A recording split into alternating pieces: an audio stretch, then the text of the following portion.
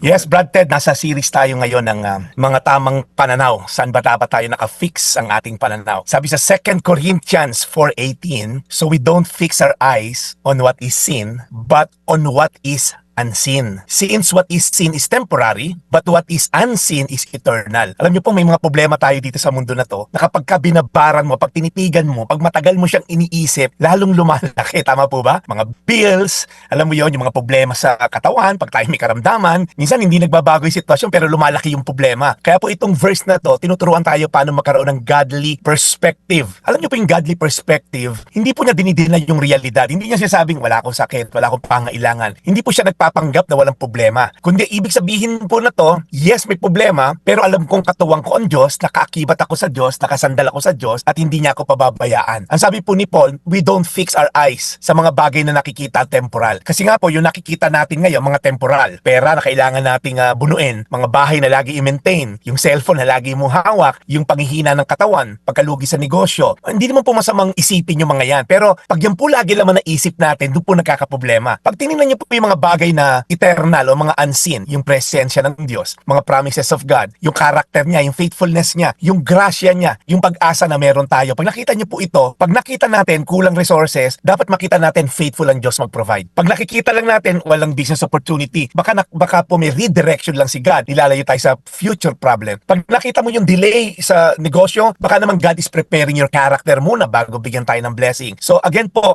mahalaga pong tanong, anong pinagtutuunan ba natin ng pansin? Ano yung kondisyon ng isipan natin? Kami sa nagbuburyong tayo, baka puro po problema na sa isip natin, nakalimutan na natin na may Diyos na laging sumusubaybay sa atin. Again po, tandaan natin, hindi laging binabago ng Diyos ang sitwasyon natin. Minsan, inuuna niyang baguhin yung pananaw natin kasi po pag tama ang perspective, tama rin po ang response natin. Kaya ngayong araw na to, bago tayo magpanik, pray muna tayo. Bago tayo magreklamo, alalahanin muna natin yung faithfulness ni Lord in the past. At bago ka sumuko, kumapit tayo dahil ang Diyos, hindi tayo pababayaan. 2 Corinthians 4:18, so we don't fix our eyes on what is seen, but on what is unseen. Since what is seen is temporary, but what is unseen is eternal. Tayo manalangin, Panginoon.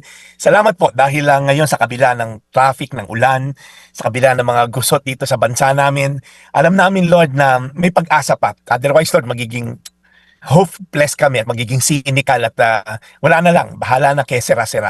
Pero Lord, patuloy kaming kumakapit sa iyo, nagdadasal, kaya nga may mga segment na katulad na to para palakasin ang aming espiritual, ang hindi nakikita ang invisible aspect of life. And salamat Lord sa pag-asang binibigay mo sa amin kahit tila bagang lumiliit. Alam namin ikay malaking Diyos sa pangalan ni Jesus. Ay, amen. Today's Reflection with Pastor Jeff Eliscopides.